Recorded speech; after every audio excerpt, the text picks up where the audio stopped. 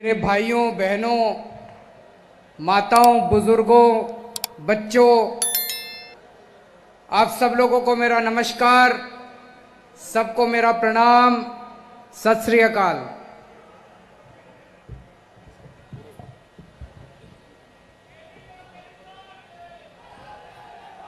मैं देख रहा हूं दूर दूर तक जहां भी नजर जा रही है इतने लोग आज आए हुए हैं। पूरे पंजाब से लोग आए हुए हैं, इतनी भारी संख्या में लोग आए हुए हैं। आप सब लोगों को मैं सल्यूट करता हूं, आप सब लोगों को मैं धन्यवाद करता हूं कि आप इतनी दूर से चल के इतना समय निकाल के आए, उसके लिए बहुत बहुत शुक्रिया। आज मैं आपके बीच में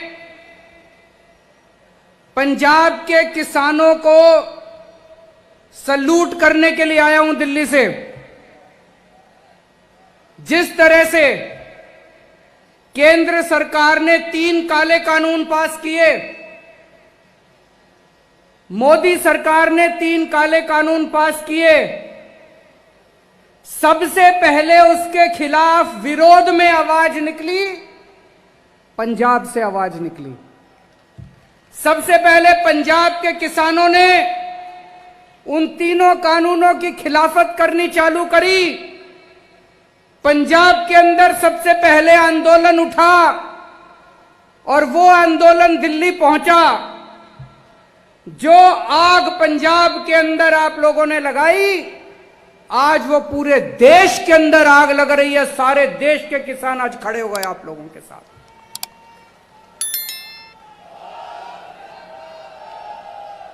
आज मैं पंजाब के किसानों को इसीलिए सल्यूट करने आया हूं। पंजाब वीरों की धरती है। ये आज नहीं, सदियों से जब अन्याय हुआ देश के ऊपर या पंजाब के ऊपर, पंजाब के लोगों ने उसमें लीडरशिप ली है। और इस बार भी 3 कानूनों के खिलाफ पंजाब के किसानों ने लीडरशिप ली है।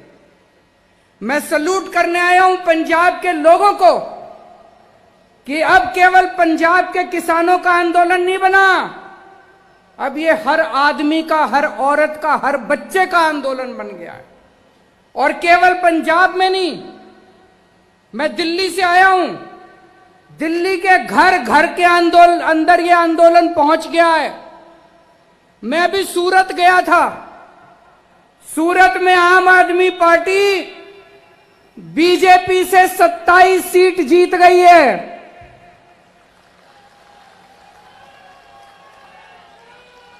बीजेपी के गढ़ के अंदर, गुजरात बीजेपी का गढ़ माना जाता है, सूरत में आम आदमी पार्टी पहली बार चुनाव लड़ी और पहली बार में सूरत के अंदर कांग्रेस की 0, आम आदमी पार्टी की 27 सीट आई हैं।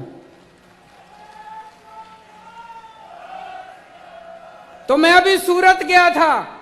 सूरत के लोगों ने मेरे को कहा कि सर अगर आप पंजाब जाओ तो पंजाब के लोगों ने को बोल देना पूरे गुजरात के किसान उनके साथ हैं, दिल्ली आपके साथ है, गुजरात आपके साथ है। थोड़े दिन पहले मेरी ममता बनर्जी से बात हुई, उन्होंने मेरे को कहा कि वेस्ट बंगाल के सारे किसान आपके साथ हैं। तो ये लोग जो बोलते हैं कि ये आंदोलन तो केवल 1-2 राज्यों का आंदोलन है, ये 1-2 राज्यों का आंदोलन नहीं है, ये पूरे देश के किसानों का आंदोलन है। और ये केवल देश के किसानों का आंदोलन नहीं है, ये हर भारतवासी का आंदोलन है, ये हर देशभक्त का आंदोलन है, इस देश के रहने वाले बच्चे बच्चे का आंदोलन है। इसके लिए मैं आज पंजाब के लोगों का धन्यवाद करने आया हूं कि आप लोगों ने इसको शुरू किया। शुरू से मैं इस आंदोलन में मैंने केवल समर्थन नहीं किया, इस आंदोलन का हिस्सा बनके मैंने इस आंदोलन के अंदर भाग लिया। और आज उसको मेरे को हर जाना, ये हमें परेशान कर रही है, मोदी सरकार खूब परेशान कर रही है। अब ये हमारी सारी पावर छीनने का कानून लेके आए हैं संसद के अंदर। जब पंजाब से किसान दिल्ली की तरफ चले नवंबर के महीने में, तो हरियाणा के अंदर हर शहर में इनको रोका गया, इनके ऊपर पानी की बौछारें छोड़ी गई, बैरिकेड लगाए गए, आंसू गैस के गोले छोड़े गए, हर जगह इनको रोकने की कोशिश की गई। लेकिन पंजाब के किसान कहां मानने वाले हैं? वो चलते गए चलते गए चलते गए, सारे अड़चन पार करते हुए, इनके बैरिकेड तोड़ते हुए, पानी की बौछारें पार करते हुए पंजाब के किसान दिल्ली के बॉर्डर पे पहुंच गए। जब किसान दिल्ली के बॉर्डर पे पहुंच गए तो दोस्तों मोदी सरकार ने एक बहुत बड़ा षड्यंत्र रचा। उन्होंने बहुत बड़ी प्लानिंग करी। मोदी सरकार ने प्लानिंग करी कि इन किसानों को दिल्ली आने देते हैं। जब ये दिल्ली आ जाएंगे तो 9 स्टेडियम, 9 बड़े बड़े ग्राउंड इन्होंने प्लानिंग करी, मोदी सरकार ने उनको जेल बना देते हैं और उन जेलों के अंदर पंजाब के सारे किसानों को डाल देंगे। वहां ये कई महीनों तक पड़े रहेंगे, इनका आंदोलन खत्म हो जाएगा। दोस्तों अपनी किस्मत अच्छी थी। उन स्टेडियम को जेल बनाने की पावर मोदी सरकार को नहीं थी, वो हमारी सरकार को थी। ये किस्मत थी, ऊपर वाले की कृपा है, वाहेगुरु जी की कृपा है कि स्टेडियम को जेल बनाने की पावर मोदी सरकार की नहीं थी। तो मोदी सरकार ने मेरे पास फाइल भेजी कि ये 9 स्टेडियम जेल बनाने हैं। मैंने पूछा क्यों बनाने हैं? बोले ये जो किसान आ रहे हैं इनको जेल में डालना है। तो दोस्तों हमने कहा हम नहीं जेल नहीं बनने देंगे। इन्होंने खूब फोन करे मेरे को, इन्होंने खूब दबाव डाला, खूब प्रेशर डाला, लेकिन हम नहीं झुके। अभी जर्नैल सिंह ने पढ़ के बताया, मैंने फाइल पे लिख दिया किसानों का आंदोलन अहिंसक है, इनकी मांगे जायज हैं, मोदी सरकार तुरंत इनकी मांगे मान ले और हम इनको जेल नहीं बनने देंगे। दिल्ली पुलिस की अर्जी हम लोगों ने खारिज कर दी, हम लोगों ने कैंसिल कर दी।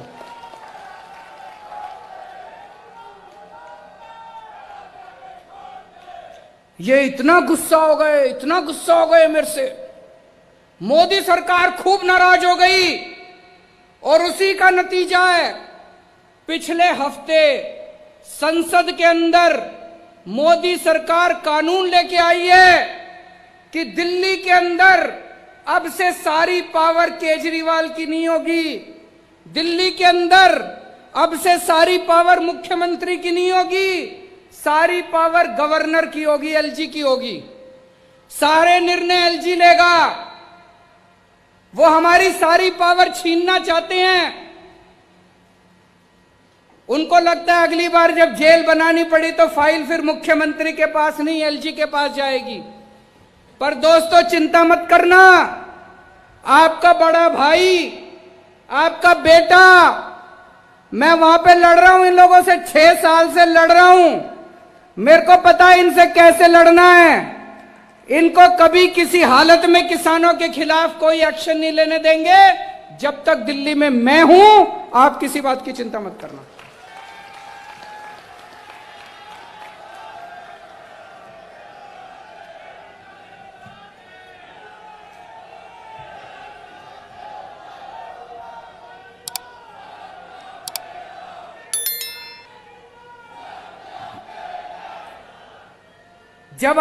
जब बॉर्डर पे किसान आके रुक गए,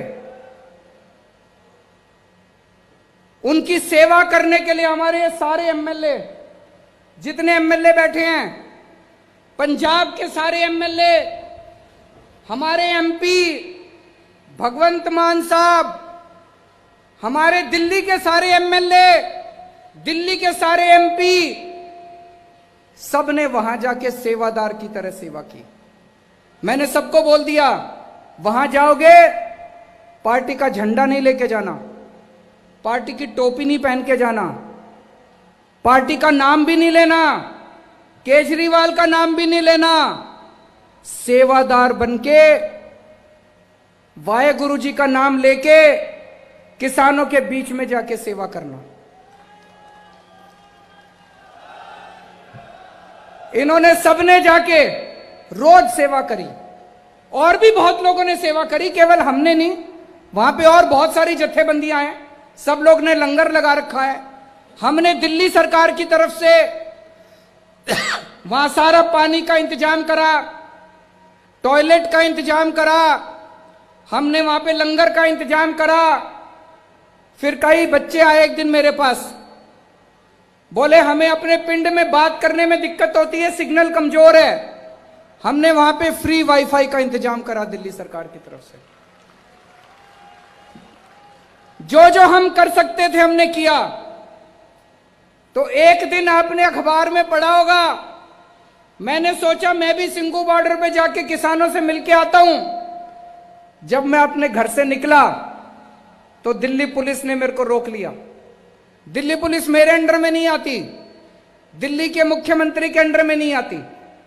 मेरे को मेरे घर के अंदर नजरबंद कर दिया, मेरे को 24 घंटे घर से नहीं निकलने दिया, ताकि मैं सिंघू बॉर्डर पे जाके किसानों से ना मिल सकूं।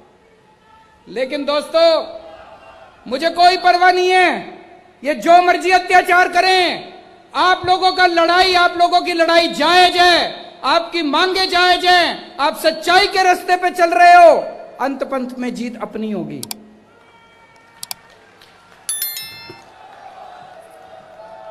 इन्होंने आंदोलन को, किसानों को बदनाम करने की कोशिश करी।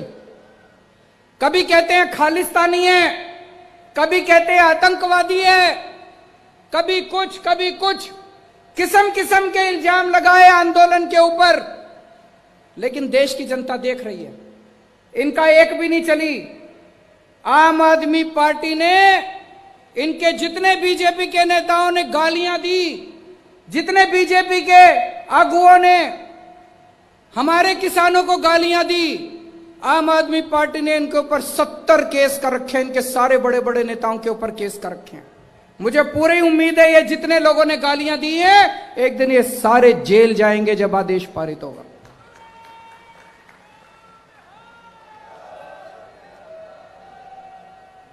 दोस्तों, 70 साल से इस देश के अंदर किसानों के साथ अन्याय हो रहा है, किसानों के साथ ज्यादती हो रही है।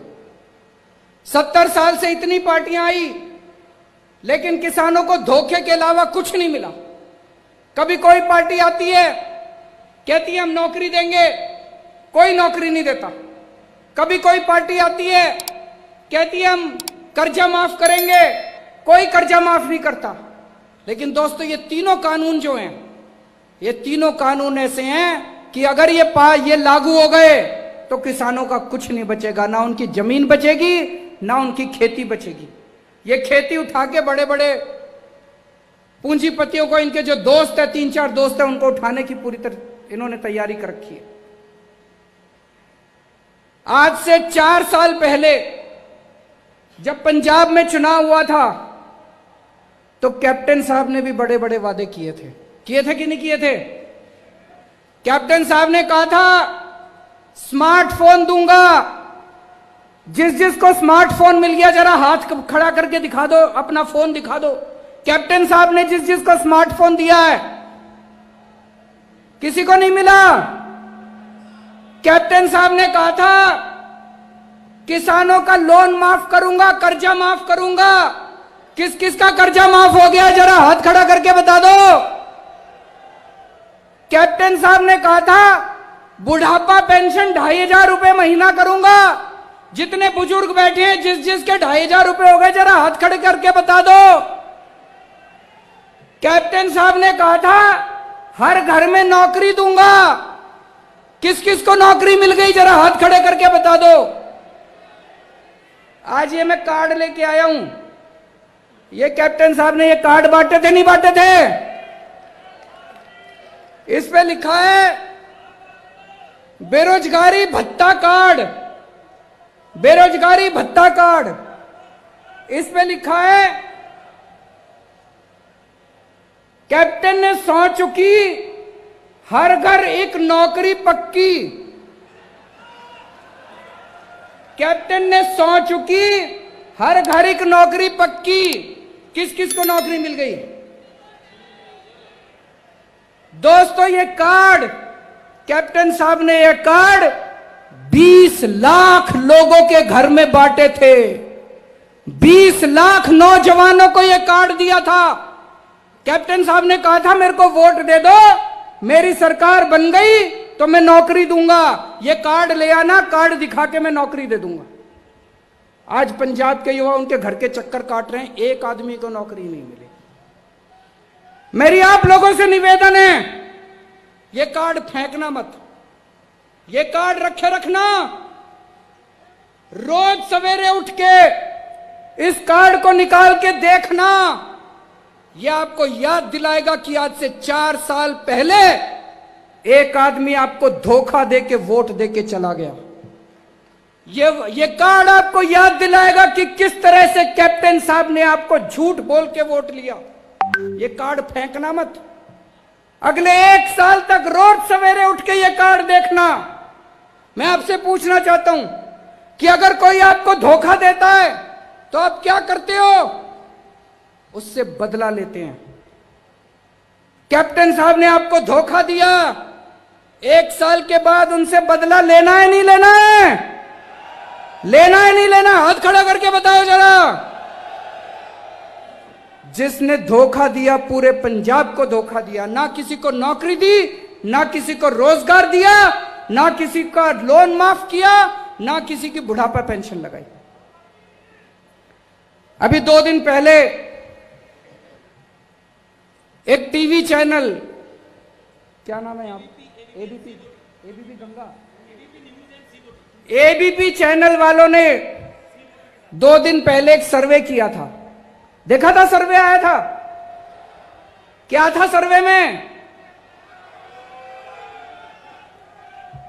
2 दिन पहले उन्होंने सर्वे किया था कि आज अगर चुनाव हो तो पंजाब में किसकी सरकार बनेगी। सर्वे में आया है कि पंजाब के लोग कह रहे हैं कि आज अगर चुनाव हो तो पंजाब के अंदर आम आदमी पार्टी की सरकार बनेगी। मैं नहीं कह रहा, सर्वे में आया है। एबीपी चैनल वालों ने सर्वे किया है। सर्वे के अंदर निकल के आया है कि आम आदमी पार्टी नंबर 1 पार्टी है, आम आदमी पार्टी की सरकार बनेगी। तो दोस्तों, ये कार्ड संभाल के रखना। 1 साल के बाद जब आम आदमी पार्टी की सरकार बनेगी, जिन जिन लोगों को कैप्टन ने यह कार्ड दिया था उनको आम आदमी पार्टी नौकरी देगी।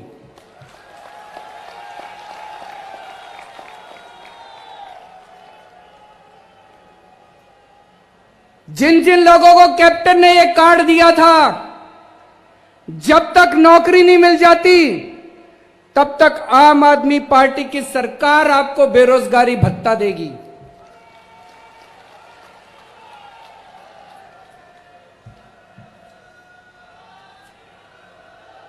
कैप्टन साहब ने जितने वादे करे, एक भी वादा पूरा नहीं किया। दिल्ली के अंदर हम भी चुनाव लड़े थे, दिल्ली के अंदर चुनाव के पहले हमने भी वादे करे थे। भाई साहब, एक एक वादा पूरा किया, एक एक वादा पूरा किया। चुनाव दो, दिल्ली में 24 घंटे बिजली आती है, कोई पावर कट नहीं लगता, 24 घंटे बिजली आती है। और बिजली का बिल कितना आता है? ये मैं देख रहा हूं कई लोगों को यकीन नहीं हो रहा। मैं देख रहा हूं कई लोगों के चेहरे फक पड़े हैं अभी, उनको समझ नहीं आ रहा रे ऐसे कैसे हो सकता है, बिजली का बिल 0 कैसे आ सकता है। भाई साहब, दिल्ली में 73% लोगों का बिजली का बिल 0 आता है। उनके घर बिजली का बिल नहीं आता, उनके घर बिजली का बिल नहीं आता। 24 घंटे बिजली आती है, चमत्कार है ये। और पंजाब के अंदर इतना बिजली का बिल आता है। तो दिल्ली के अंदर अगर 24 घंटे बिजली आती है, दिल्ली के अंदर 0 बिजली का बिल आता है, पंजाब में बिजली का बिल 0 होना चाहिए, नहीं होना चाहिए? ऐसे नहीं होगा, जोर से बोलना पड़ेगा। हाथ खड़े करके बताओ, बिजली का बिल 0 होना चाहिए, नहीं होना चाहिए? दिल्ली में हो सकता है तो पंजाब में क्यों नहीं हो सकता? कौन करेगा? कौन सी पार्टी करेगी? कौन सी पार्टी करेगी? चुनाव के पहले मैंने वादा किया था अपने लोगों को दिल्ली में कि मेरे को वोट दे दो, मैं स्कूल अच्छे कर दूंगा। आज दिल्ली के सरकारी स्कूल इतने शानदार हो गए, इतने शानदार हो गए। हमारे गरीबों के बच्चे इतने शानदार स्कूलों में पढ़ते हैं। आज हमारे गरीबों के बच्चे डॉक्टर बन रहे हैं, इंजीनियर बन रहे हैं, एडवोकेट बन रहे हैं। मैं आपसे पूछना चाहता हूं, पंजाब के स्कूल अच्छे होने चाहिए, नहीं होने चाहिए?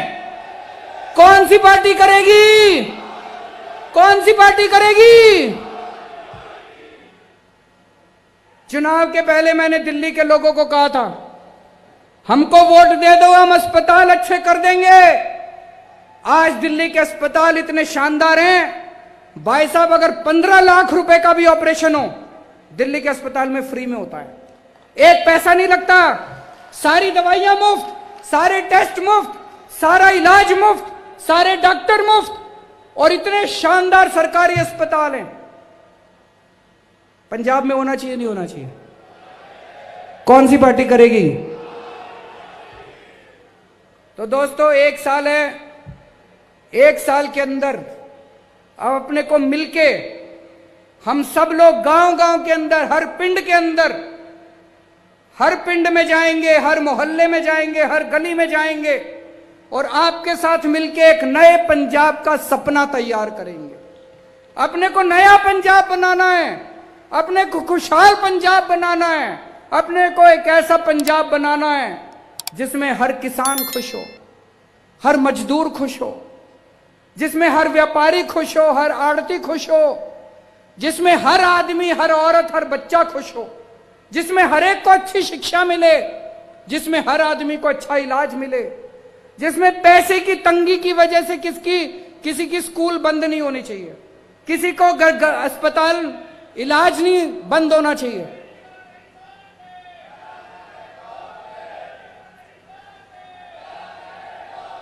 तो हम सब लोगों को मिलकर एक ऐसा पंजाब बनाना है।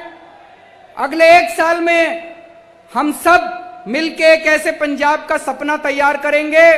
उसके बाद आम आदमी पार्टी की सरकार आएगी और आपके साथ मिलके पंजाब को एक नया पंजाब बनाएंगे, खुशहाल पंजाब बनाएंगे।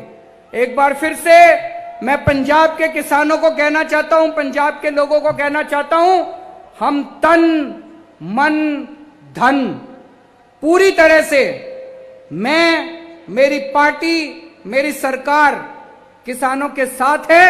और जब तक ये तीनों कानून मोदी सरकार वापस नहीं लेती, हम चैन से नहीं बैठेंगे। बोले सोनिहाल।